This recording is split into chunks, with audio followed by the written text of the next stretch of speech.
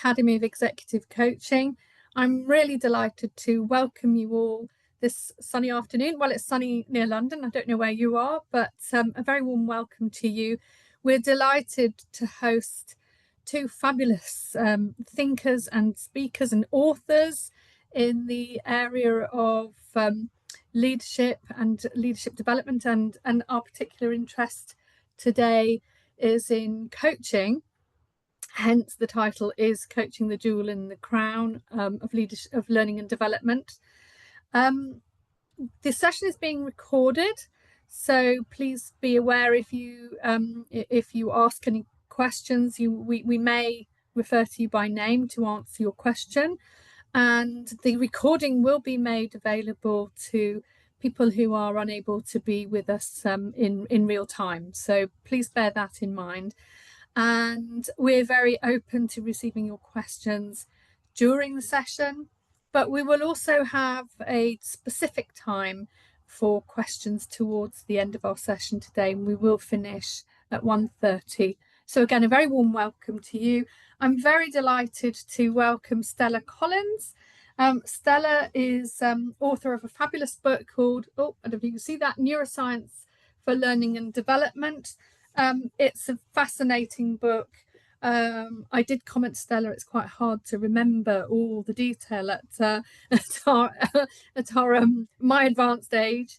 I'm also delighted to welcome, and I'll allow you to introduce yourselves in a moment, Andy Lancaster, who is a former head of L&D at the CIPD, has done all sorts of interesting learning and development projects in a wide range of contexts. He's written two fabulous books, this one on organizational learning communities, which is fantastic, particularly if you have a group that you need to work with, peer groups, and for us alumni, it's really good. And also driving performance through learning. So they're all three very interesting and worthwhile digging into.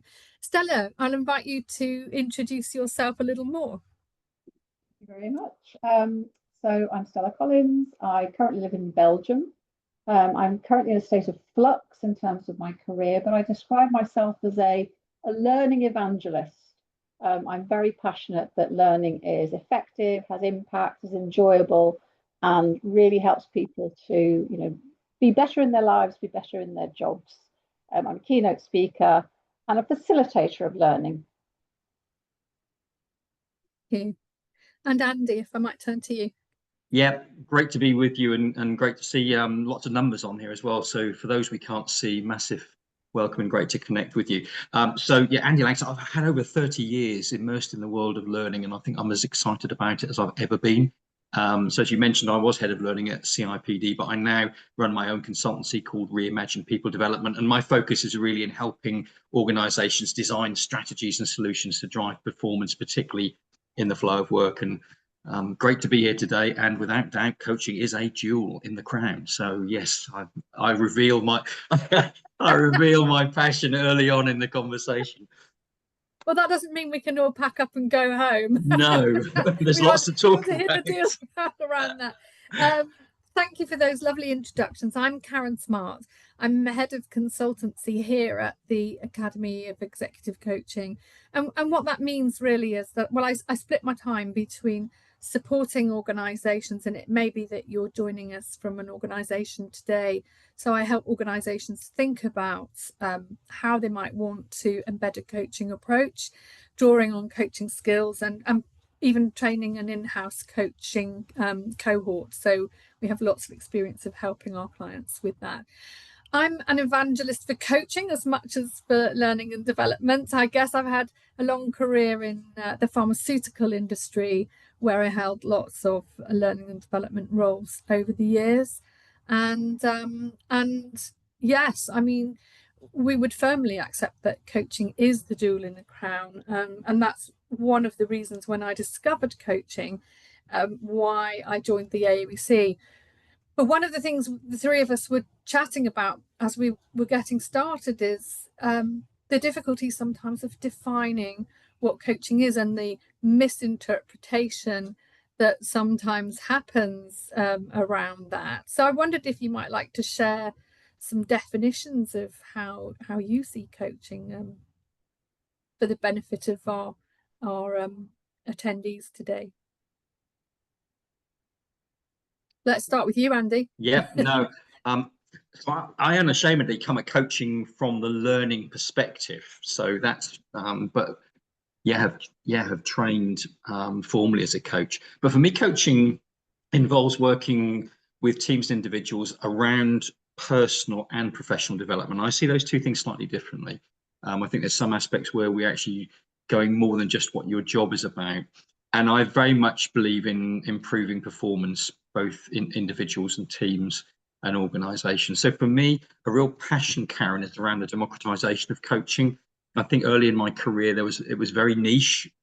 Certain executives would get it, or people who were struggling. Whereas for me now, this is really about peer and team coaching. And we know actually it's often at team level where organizations really transform. So yeah, that's kind of my definition: personal, professional development, democratized, and performance. I love all of that. Thank you. And how about you, Stella? Well, I think coaching is very much around supporting people to be who they want to be, who they need to be in a personal and professional context. And it's very much about, I often talk in the training world about being a lazy trainer. And I also think being a lazy coach is a good way to be. It's all about having the prep done beforehand so that you're able to ask the right questions, leave the right spaces, and really leave the work to the coachee, because they're the person who needs to change their brain, bodies, habits, and behaviors. So the less work you do as a coach, the more you just provide an environment and a structure in which that can happen. That, I think, makes you a better coach. So it's about letting the other person do the work, but maybe giving them a framework in which they can do it. I love that. And I hope some of our current course participants are listening, because actually letting go of that expertise and allowing the other person to take accountability for themselves is, I think, the journey of unlearning that we have to go through in order to accommodate a coaching approach into our everyday work. So I think you've both summed it up nicely in different ways. And I'm conscious that when I introduced you both, I forgot to mention that we're also ably supported by my colleague Lee Robertson, who is, if anyone has any technical background and difficulties, Lee will help you. She's also helping us to manage the Q&As. She's very helpfully put our LinkedIn profiles in the chat. So if you would like to continue to connect with us, please look us up separately once the webinar is complete. So I guess we've come to a shared understanding of what coaching is, and we know that lots of organisations get it wrong, or call other things coaching, shall we say. I'm interested to get your thoughts on how well you think coaching has earned its place within modern L&D, and perhaps if I might start with you, Stella, this time. So I think it depends very much on the organisation. Mm. I think coaching has developed a very good reputation, because I think when people are coached well or have had a good experience of coaching, they really feel that personalization, that this was, helped me achieve the goals I want to achieve. So I think that's really important. So I think, in lots of places it's got a good reputation. I think, unfortunately, what sometimes happens is then that's taken as, so we need to do coaching everywhere. And managers, leaders are asked to be coaches without really supporting them in the how to be a coach and the mindset of being a coach. So I've been involved in a number of leadership development programs where, despite my advice to the contrary, there'll be a sort of, a 2-hour session on how to be a coach for senior people. And that's kind of about where it's left to. And it's then about how do you manage to work other things into that leadership development time that can help them build on those skills. So I think it's got a strong place. I think people who have experienced great coaching really value it. And I think there are multiple ways of doing coaching. But I think one of the challenges in organizations is it's taken as a bit of a let's do that, and then it's not really done in the right way. I think people think it's easy until they actually try to do it, and then they realise it's not quite so easy. I can see you nodding, Andy. Yeah, and I think there is a skill around coaching without doubt, isn't it? It's like any skill. There's an entry level, but then you realise it does, it does get more complex in a good way. But for me, Karen, I think that the place of coaching in modern learning, there is no doubt. And for me, just a few thoughts around why that is the case. I think we're moving from issues-based coaching to strategic-based coaching. This is not merely about problem solving or even talent development. This is a vital means to unleashing potential and improving performance. So it's now, for me, at the very heart of how organizations develop people. So for those who are listening in, as a coach, you're at the heartbeat of the organization if we're really serious about performance. And for me, that's embedded in work. This is not about, I sometimes say, calendar coaching and driving performance through learning. For me, coaching often used to be a calendar-based thing. This is now culture. This is part of the DNA of how we deliver work and how we deliver great development for people. And I think also in a very fast-changing world, this is about agility. And how do we support agility in organizations? Well, coaching provides us with space to stop, reflect, to think about how we do that. So I still think there's huge untapped potential.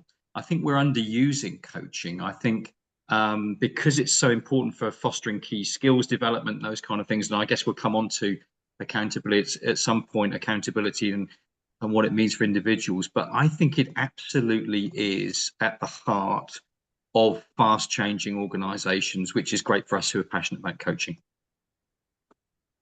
And as I listen to both of you, there's a couple of things that come to mind. And one is that this idea that coaching is a voluntary process. The number of times we come across people who've been sent for coaching, and there has to be that. Is there a reasonable premise for coaching to occur? So I think that's one thing. And I think the other thing is your reference to skills. Obviously we're in the business of helping people assimilate skills, and it takes time and effort. One of the tensions that I see in organizational life is time away from the desk. And we know that it takes 5 months and 7 days of continuous learning to really help someone get confident in becoming a coach. And I'm wondering whether that speaks to your expertise, Stella, in terms of neuroscience. We were speaking earlier about mind, body, spirit, really, how you actually get that muscle memory of a new skill. I don't know whether that resonates for you at all. I guess it's, whether you're learning to be a coach or whether you are coaching somebody being coached, whatever it is, you're learning something new. And learning, as we know, just doesn't happen in a moment. There is no such thing as magic wand learning. The only learning you might do in a moment is learn to be terrified of a big loud bang or something, but that's not very good, valuable learning for work. So we know learning takes time, and I think that's why coaching is really valuable, because we kind of understand that coaching takes time. We know that if you just tell somebody how to do something, they might remember it, they might not remember it. It really depends how many times they're going to be doing it.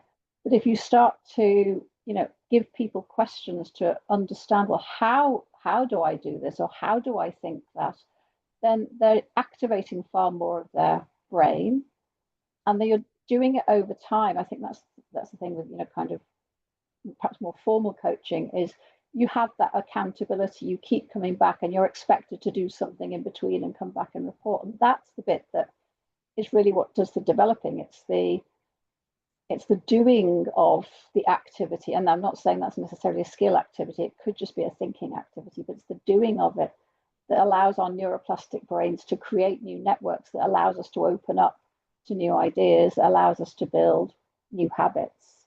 And I think that's where coaching is, training's seen very much as a once and you're done, whereas training is seen as something, coaching is seen as something you'll go back to, and you're accountable to somebody. And I think that does, I know you're accountable to yourself too, but the fact that you're going to report back into somebody, I think really helps. And that's where I think, Andy, the democratization piece has been a challenge, I think, because it's seen as, well, we can't give everybody a coach.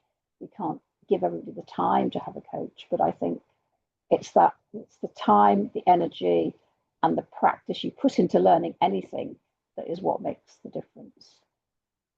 And the reflection and the guidance and the feedback and everything else you get as well. Did you want to add to that, Andy? Yeah, I think one challenge for me is scalability around this, both Karen and Stella, because I think I have trained as a coach and I've done my qualifications, but where I've learned a lot about coaching is being coached by someone who's really good, and you just begin to understand how great questioning works, allowing space, those kind of things.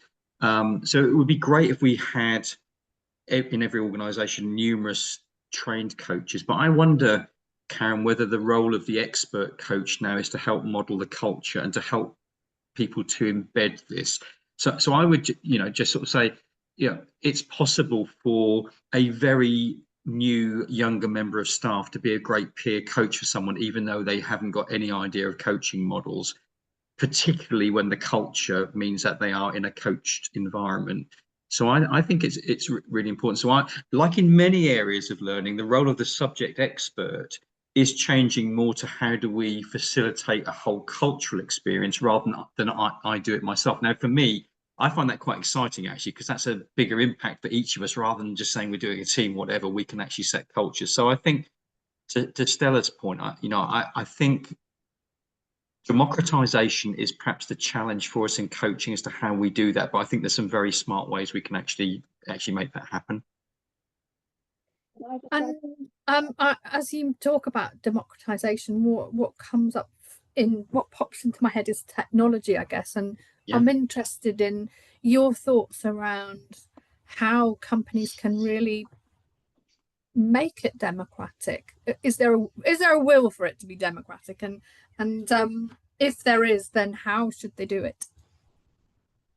Can I add something before we talk about the technology? Because I think it's a very valuable coaching concept that does help with the upscaling, I think. And that's action learning sets, where you've really got, a kind of a very formal framework. And the way I've done it, and I've really seen people benefit from, having their problem solved or having their, it's usually it's very focused on solving a problem. They've usually had their problem solved, but usually what's happened as well is the other people who are contributing to do that, because it's so focused on asking questions and not even waiting to hear the answers. It's really focused on asking the right questions. And I think everybody benefits from it, because everybody learns that those questions seem to really unlock things. So, the right kind of open, contextual questions in the moment that are relevant, and that person can then process those questions, really supports people in understanding what are the sort of questions that can help in coaching. So I think it's a really good way, as you're saying, Andy, to kind of experience in the workplace a coaching situation, but multiple people can learn from it all at the same time. So for me, that's a way to upscale without even needing to bring in tech.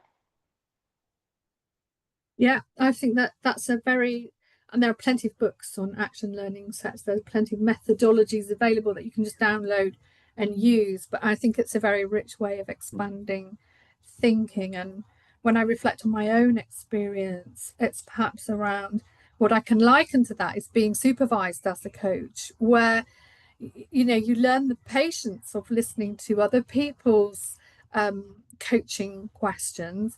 And actually, often what surfaces is the very thing that you need to confront is addressed by a peer, and you learn about it in a different way. It's a bit uncanny, actually, how that happens. You can get the very thing you need when it's not even you that raises it. Yeah. I think that for me, and I'm sure we'll get to technology in a moment because it is crucial. And I'm sure we've all got views about that. But I think in terms of the scaling piece, for me, Karen, it's when it becomes a golden thread through the organisation that we get scale. So for me, that is about saying this is at the heart of a learning culture. This is how we promote ownership for development, how we support people with the ability to navigate change. It's all those kind of things. I think it's a key way we look at learning transfer. So again, why do we scale this? Because this is a vital way, if we're thinking about reskilling in the workplace, that we can actually demonstrate through insightful questioning or management support that learning transfer is going on. And, you know, we've already mentioned in the kind of skills, knowing, doing gap, often there is this kind of disconnect. So for me, I think the scaling thing is not a matter of initially the process of how we scale. It's actually understanding that this is the way we do this kind of stuff. Therefore, the expectation is not where's my coach. It's that in upskilling, I will be coached. In how we measure impact, coaching will be the method through doing this. So it becomes not an initiative, it becomes our mode. So I think that's the premise, and where I've seen it work really well. In fact, Stella worked with me actually when I worked in a housing association, and we had a really smart coaching culture there, but it was led from the top. The seniors were very passionate about this as an approach. So I think, Karen, to me, the scaling comes from everybody just saying this is the way we do this stuff around here. It's one of the key things, and we just know that's our DNA of development. I love that. What you're actually saying is that coaching is an important leadership capability, and that the best way to lead a company and to build capacity and potential and actually confidence. We haven't mentioned confidence, but I think that being asked your approach to do something, even if you're the most junior person in the organization, to be asked what you think about something is capacity building and is confidence building. This senior person thinks that I have something valuable to contribute is a really powerful, a very powerful message, and one of the reasons why I think that coaching works. And I agree with you. I've seen we've worked with some housing associations, and they can be very good at this sort of thing. And I think what's important there, it's not just about the internal relating of the organization, it's how do you have a really impactful conversation with perhaps some of the most vulnerable people that there are.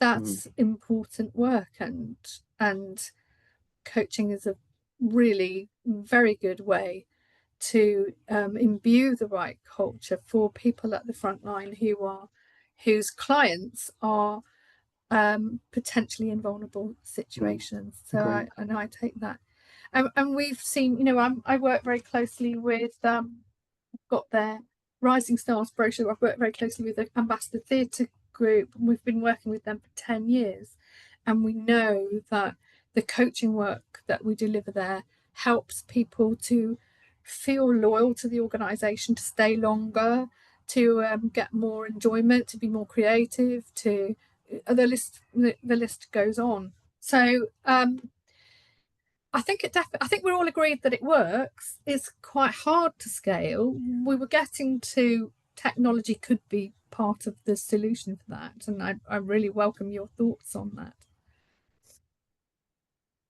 Do you want to go first? So obviously AI is now going to be very valuable for coaching. But before we get on to, you know, AI as it currently is, Thank you for raising AI. My friend Claire has said what will be the impact of AI on coaching. So you're answering the question right on cue. And I know Andy's got views on this, but I think for AI, coaching could help with democratization and scaling, just in that, you know, coaching doesn't need to be a formal coaching conversation. It can just be a conversation. You can even coach through email. So, you know, it enables you to have conversations really regularly with people. Having, you know, digital conversations like we're having now can help you, you know, have those conversations more readily, so that it just becomes the culture, the habit that we ask coaching questions rather than tell people what to do. So we asked them, well, what do you think? What do you think is your opinion? So technology can help with that. There's lots of evidence that technology has been really valuable in terms of measuring coaching impact. So there's tools out there to help you measure that. There's tools that help you, track and locate coaches. So, either that's across an organization or it might be externally. So there's all that kind of tech that helps with the management of the coaching, not just the coaching experience itself. And then once you're starting to, to use AI, I mean, it can be a great tool to actually help you practice your coaching. Please coach me, or please be a coachee as I practice and give me some feedback. So that kind of role play, I think, is really valuable. And then there's organisations like Emma Webber in Australia, who was using AI before ChatGPT came out, basically. And she basically recorded thousands and thousands of coaching conversations and extracted the questions, and then used AI to analyze what are the most important questions, what are the most unlocking questions. And then she's built a tool, a digital tool, that supports people after they've been on a training program or as they're going through a training program. And it's available to on their phone, so they don't have to wait for a person to be available to ask them questions. It's a sort of a bot, or it started as a bot. I think it's got more and more sophisticated. But, they're not having to wait. They could be prompted to do those reflections, to take those actions, without having to wait for a person to be available and to have the time to do it. So I think there's all sorts of ways that tech can help. And I know Andy's done some work with AI and coaching. Yeah, I think this is exciting for us as coaches and mentors. We should be looking at this with excitement, not a chatbot will take my role or job. And there's so many positive things. And, if we think about shopping, it's become an enabler for us. I don't think about AI. It's there making it more effective for me. It's giving me recommendations based on data, which might be really helpful. Sometimes there's really random things. And on my particular music stream, which I won't say which one it is because there's lots of them, that's coming up with brilliant recommendations. So I think from a coaching point of view, I think it is about us doing this more effectively. So quite clearly, as Stella has said, I'll mention chatbots in a minute, but even the matching of people to other people within the organization to find a peer coach or a subject coach, we now, if we're in large organizations, there are data ways of doing this matching far more effectively, and we're seeing that already happen. Smart content, pointing to smart content. How often as coaches are we doing, there must be something around that I could point someone to? Well, hey, within a very short space of time, credible sources can be found, which we can even sit down and use a large language model, or I use research models around that. So I think those are really, really important. But I do want to just touch on the democratization, which I think is important, because chatbots will not, I don't believe, take the human impact coaching. The human connection is really important, particularly around empathy, connection, those kind of things. But in democratization, would it be better that someone could have a smart chatbot available in the moment, rather than waiting for a coach to become available? Particularly, I'm thinking around a well-being issue. Now, I'll be honest, I use an AI bot for well-being support. I do. And it's a great encouragement sometimes just to be able to say, what do you think about this? So I think technology, we should see this as an empowering, a scalability to support us to be even better coaches than we are, rather than thinking we're not going to have a place in it. And then perhaps, Karen, I think the thing is then we do what the humans do really well. Right. I saw something on my stream a couple of days ago where someone had put in about AI. It said, "What do you feel about our conversation?" It says, "I don't feel anything. I'm a large language model." Yeah. So that's true, isn't it? It has no empathy for me as well. I would rather work with you or Stella where there's a human connection in there. So it's both. I think is really important for us in our profession. I think that's really interesting. And, if I think of my own journey and a preference that I have for using my head and logic and actually integrating other aspects of self is what's more rounding, and that includes emotion, sensing, intuition. None of that exists within the AI realm currently, and it it would be interesting to see how that plays out. But I think I can sort of almost foresee professional coaches like ourselves being used for the conversational piece, for the connectivity, the relational, the empathetic, the deep understanding of the human condition. So we quite often, as a faculty member, will end up with the, coach the person, not the problem. I think that's really a connection, a relational activity. But actually having an AI accountability partner, or check in on how we're doing, it could be a really good opportunity. So we're coming towards the time for questions. I thought I saw a question come up. Oh, that was you, Andy. Do send us your questions. Just looking at some of the things that I had thought about. We've talked about where it works well. Apart from this idea of democratization, what other challenges do organizations face in helping to shift the culture towards a coaching approach?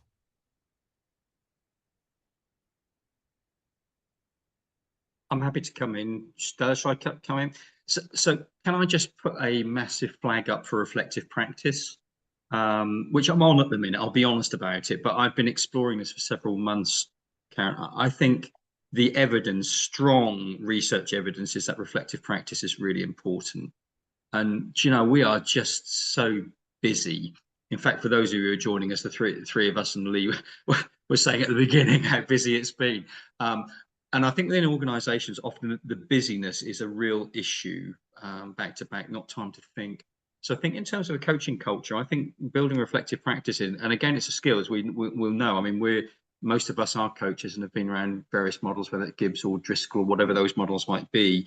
But I think a coaching culture really thrives when we encourage people to have some time just to stop and think. And particularly around mistakes. Often mistakes are the most powerful learning experiences we have, and yet they can either be punitive, we get in bother for them, but how much better if we stopped and breathed and just took a moment to chat about it. So I think I'm going to pitch in there for building reflective practice, and I'd love to see that actually as part of what we do in inductions, in programs, those kind of things, that we enable people to have the skills to understand how to reflect well. And there is a skill around that. So I think that's one. And the other one I think I just throw in is, we often talk about curiosity, but I think curiosity really matters in coaching. I know sometimes we shouldn't ask the why question. It's a loaded question, isn't it? But actually, for me, sometimes asking why on earth did I react like that? So I think being naturally curious, and curious within teams, builds a place where coaching can thrive. So I'm going to throw those two in, reflection and curiosity. I think we need to instill and encourage those as behaviours within work.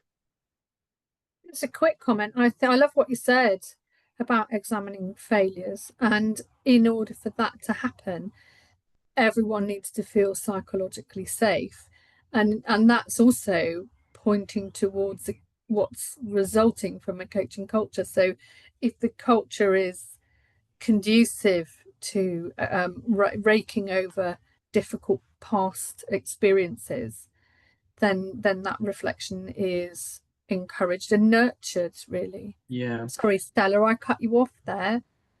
All right. It's a reflection on the fact that I think coaching is such a valuable tool, and I think the principles of coaching can be used in so many other places. Like I say, you can facilitate a session with a very coaching style. You can have conversations with a coaching style. So I think it's making sure that people understand that coaching can happen in many different ways. It's not just, you're going to have your hour of coaching or 90 minutes of coaching. So I think it's helping people understand that in an organization. But I think it's also reflecting that coaching may not always be the answer. Sometimes you know, if somebody's about to cross a busy road, you don't want to coach them to stop them. Somebody really doesn't have the knowledge or skills, or maybe, yeah, I think if they don't have the knowledge and skills, really, they are going to need to be shown. And okay, you might help them find their motivation to want to learn through the coaching, but sometimes people just have to do things. And I think there's a slight challenge if you overuse, it's like anything, any strength that could be overused. You could overuse the coaching culture and actually not get, you know, the results and the performance, because you're actually not really helping people do the task they need. I think that makes sense, and it links to a question that's come up actually, which is whether either of you've got any examples to share where good examples of how well organisations are translating a commitment to coaching to the bottom line impact. Yeah, I'm happy to come in. I think bottom line impact is always very tricky for any department. Let's be honest about this one. And you know, I'm not going to knock our marketing colleagues, but if you ask marketing, how is that social media campaign actually made a difference in terms of ROI? Very tricky to do. But to that question, I think it really is important that we do understand that we are turning the dial and improving performance.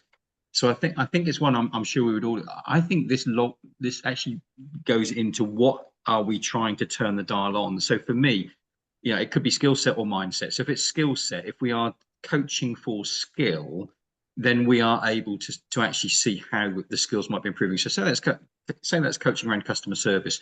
We can actually look at how conversations, we can do analysis of, you know, using tech for conversations. So I think it's about, are the customers getting a better experience as a result of our skills coaching? So I think we can definitely do that.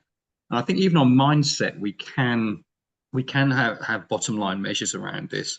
And I think some of this is, you know, if we're thinking about mindset, often we're thinking, you know, around shifting thinking, culture, approach, behavior, those kind of things. Now, those can be measured in terms of, you know, it's not always about quantitative, it's sometimes about qualitative. The story, the narrative really matters. So I think for me, it's a great question. I would start, reverse way around and say, what are we trying to impact here, and how is this part of it? And interestingly, we haven't got time to go into it now, but in driving performance through learning, I did some work with Max Bloomberg, who's a data genius, and we looked at the whole thing of using crowdsourcing as a method of actually testing, because sometimes it's quite complex as to what has actually had an impact. There's so many things going on. So I'm going to be a teaser there and say it's in the book. We've put the link to the book in the chat. You have, but actually crowdsourcing is quite reliable, providing you've got a good data set of people as to how things have been doing. So I think we need to do that. But yeah, let's focus on what we're trying to turn the dial on and see how that's going, and link our measurement to that. Yeah, and I think for us here at AoEC, that points to pre-testing and post-testing, and that might not necessarily involve a direct bottom line cash value, but you can see what has shifted and whether things have been successful or not. I'm conscious as well that we have a poll, and we've got quite a few questions coming in, which is wonderful, but I wondered, as a precursor to the rest of the questions, whether we could ask our audience to ask this question: answer this question, how is coaching currently used in your organizational context? And we can see answers are coming in, and I guess you can have multiple answers. We've got quite a range actually. It's fluxing, but it's looking like it's being used to support the biggest thing is supporting individual performance, but also developing talents and skills. And there are some organizations that are not yet using coaching. So, you know, that's, I think that's quite a challenging place to be. And I guess that's really, if your organization is not yet using coaching, then I'd be interested to hear Andy and Stella's advice. My advice would be, start with you.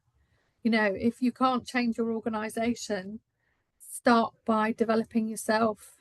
And even if it's just light touch skills that you develop, or you read some books, that's got to be a really good starting point. And you can then model the change that you might want to see in your organization. I think sometimes we think that if we want to make a change, we've got to change everything all at once and everything. No. But it's like that story about, the person walking along the beach and they can see starfish on the beach and they're throwing them back in. Somebody comes up and says, you can't save all the starfish. You just can't do it. What you give up.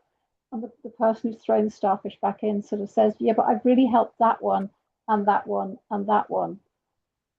And it's that influencing that, happens over time. And if you can just, help 2 or 3 people, maybe those 2 or 3 people will go on and help 2 or 3 more. So there's that kind of, you might not shift the whole thing, but if you help some people along their career, along their journey, they're gonna remember that, and they're going to use those skills. They're going to think that was a useful way of helping me.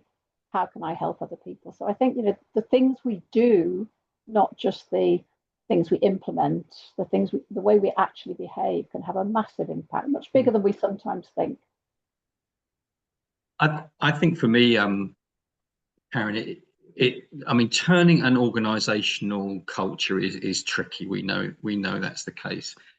But without doubt, you can influence those around you. There's no doubt about that. And the analogy I use for this, I mean, there may be some delegates and participants here from outside the UK, but in the UK we have a place called the Eden Project, which is a really interesting. It's an ecological project, but it's built around a biome. It's like a dome which creates a climate which is slightly different from the rest of the climate in that region.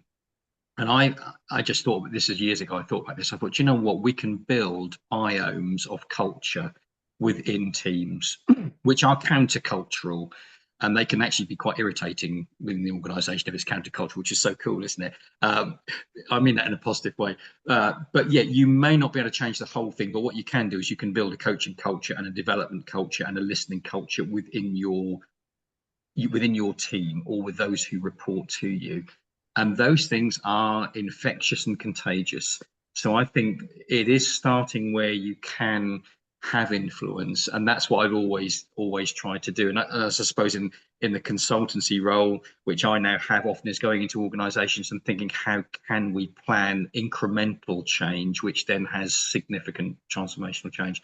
So, Karen, I'd say, yeah, go and build some biomes of coaching culture, and and buck the trend. If the trend isn't there, you can create your own biome within your sphere of influence. Yeah, I love them. I love the metaphor. I am old enough to remember Eden when it was just the St Austell clay pits, because I grew up in the southwest, and I used to get taken there as a child and just stand there and go, oh, mountains on the moon, and it was the most desolate place. And when you see the beauty that's there now, that's a really lovely metaphor. We've got just 15 minutes and quite a few more questions to reach through. So Michael asks that if AI is democratizing coaching, but the human touch remains important, will the human coaching still be reserved for the top table? I don't think so, Michael, but then that may depend on cultures and organizations. So I think absolutely right. So just looking at the question I've got up on the screen here, without doubt, AI and chatbots will broaden access. There's no doubt at all, and I think that is helpful. Even though I'm hugely passionate about human connection, there is no doubt. And working with one organisation where they're actually providing chatbot coaches for frontline healthcare workers who are hard pressed, hard pressed. And it's performance augmentation to provide them with support. So that is absolutely smart and spot on, that we should be looking at that, particularly that performance augmentation.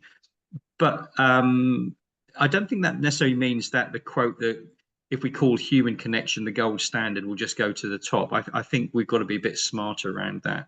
So maybe part of this is AI is triaging who particularly needs human connection.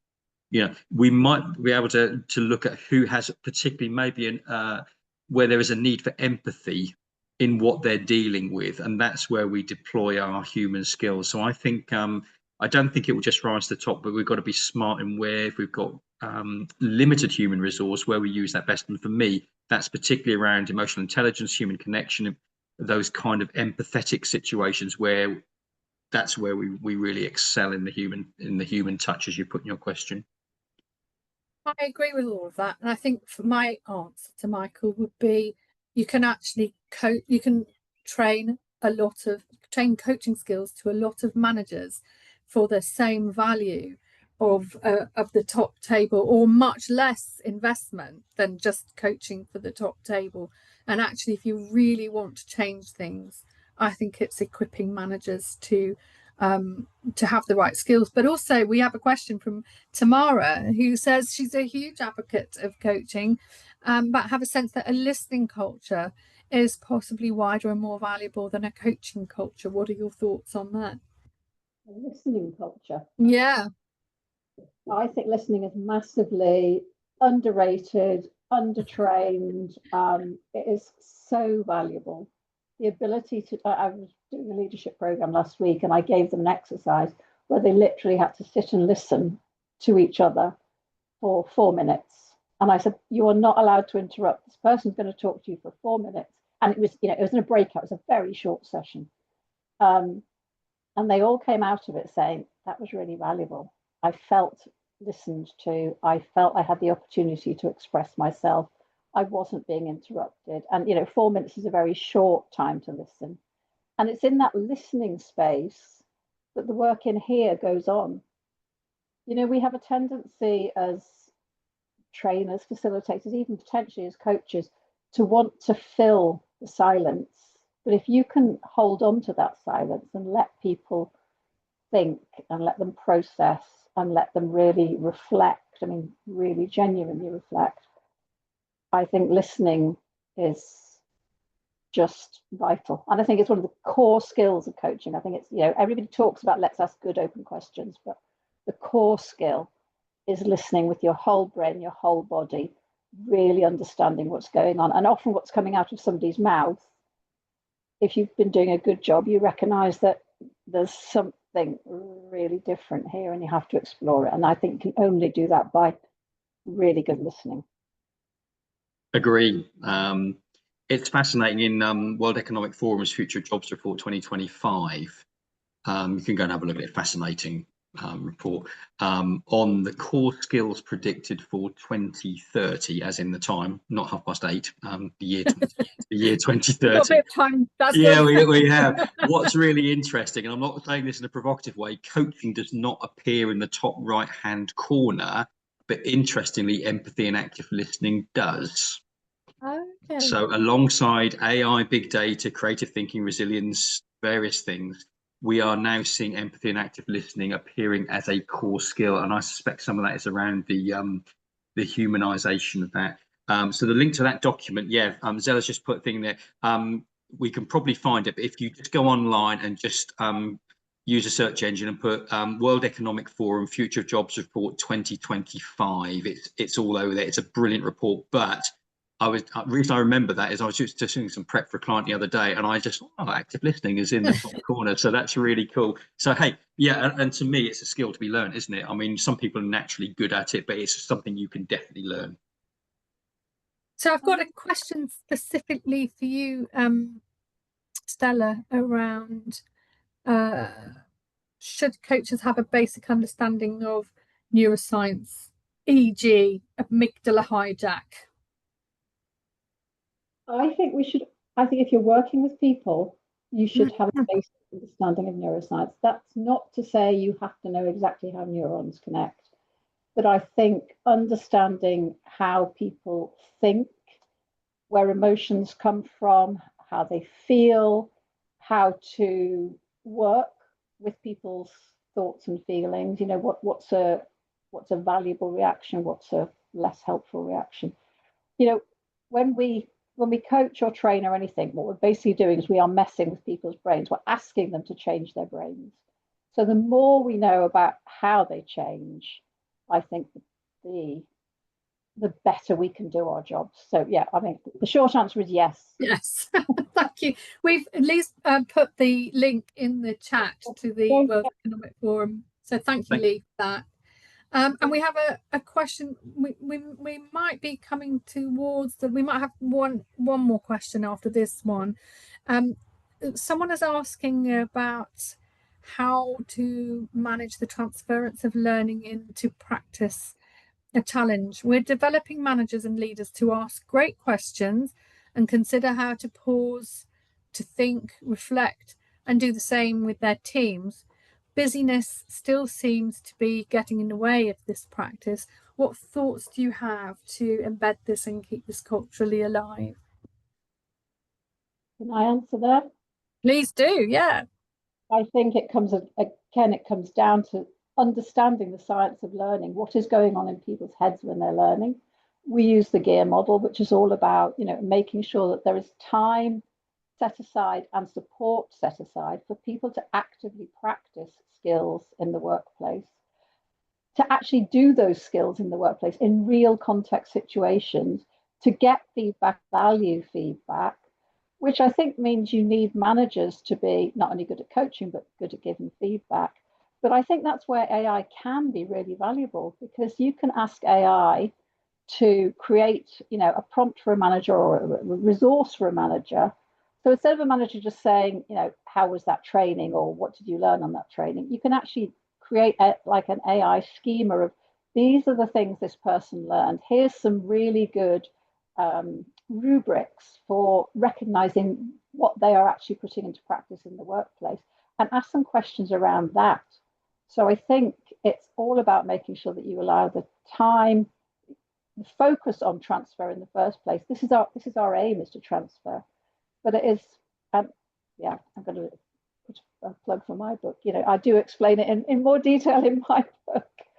But totally, it's the time in the workplace. That is where people really learn. Thanks, Stella. How about you, Andy? Yeah, busyness seems to get in the way. I think that's something which is endemic, isn't it? That we are too busy, but we know that effectiveness and performance doesn't come out of busyness. If busyness had brought success in my life, I'd have been far more successful than I have been, because I've always been very busy and it hasn't always worked. So I think for me, this is really important that we think about talking about performance as much as learning and training. I was working with a client the other day. It's really interesting. We haven't got budget for training. Okay. We haven't got time for learning, all this kind of thing. So we've reframed the conversation around, do we have time to improve performance? Now, I don't know of many managers or senior leaders who would say, if we said we need a bit more time to improve performance and to move from theoretical skills to actual skills. So one thing I'd just encourage that person, it may help to talk the language of performance, even though that might jar a little bit, because we are learning professionals. Now, to my point, when I called my book Driving Performance Through Learning, I got quite a kickback on that one from some editors. I read that in the book. Yeah, it's ouch. And it's me thinking, well, ouch, performance, you've got a problem with that? No, this is what we do. So actually, we mentioned early on, and I think, Karen, you made a really important point. This is about personal development, not just professional development, but performance is really, really important. So if you're struggling with that, use the performance word, because you might find it's got a little bit more traction. I like that. And I'd go even further and say where I think we've had is working within organisations here at the AoEC. It's when that organisation has integrated the learning approach into pre-existing systems.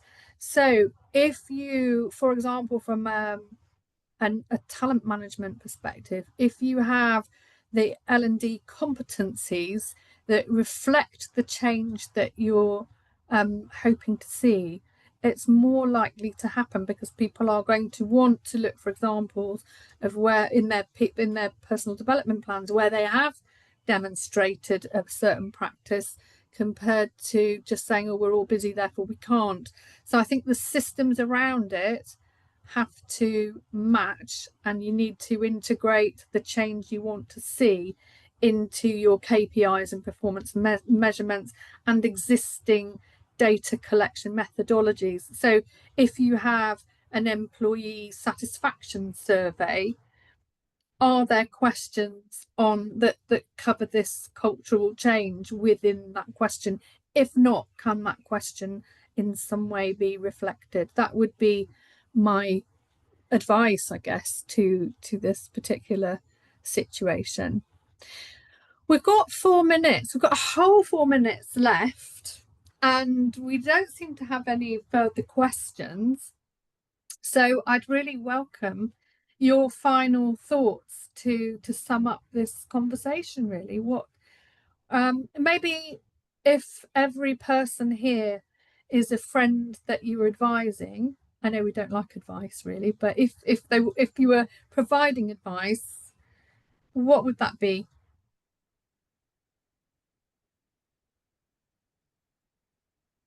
I'm happy to go first. I think it would be, first of all, get it in your psyche, beyond just get it in your head. Really believe that learning is performance. Learning is the being able to know and do and be capable of. So it's not the thing you do to get you there.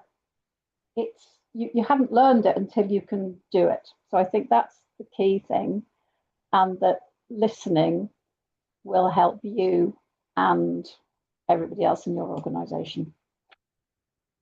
Lovely, thank you. Okay, that's a great question, isn't it? So I think for me, we are passionate about coaching, all of us here, I'm sure.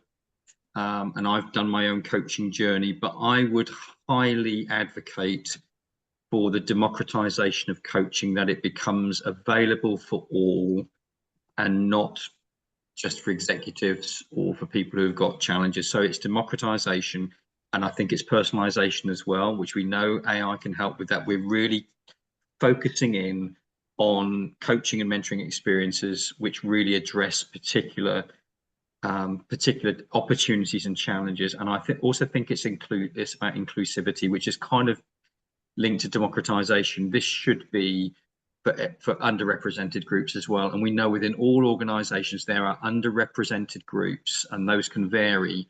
So I think this is about, honestly, this is, I guess, my closing sentence. If we honestly believe that this is the jewel in the crown of learning and development, this cannot be restricted to just a few people. The jewels need to be shared with everybody. I love it. And now we've got 2 more questions. I'm not sure that we've got time to address them. But one from John, who says, what are the barriers for SMEs? What can we do to support SMEs? Stella, do you want to have a quick stab on that one? Do you want to go first? Yeah. Quick sentence. SME, the role of the SME is changing within organizations, in my opinion, because they used to be the fount, or we were the fount of all wisdom, but now with technology and AI, their role is changing. So I think we need to help the SME to change their role within the organization, not to be the point reference for everything, but to be the facilitator of great practice and the quality controller of great practice. And on that basis, I think coaching is a key way of doing that. So I think, John, I think we need to help and support them to transition in this new world of AI and tech as well, but we can do that. But it's not all on their shoulders. This is about legacy as well, about them helping others. So I think we need to work very specifically with them. I'm going to offer the last question to you, Stella, which is, as an educator, what should we be teaching our children that we don't focus on enough yet? How to learn. Very good. how we really learn. How we really learn. And my goal would be to have a group of revolting learners.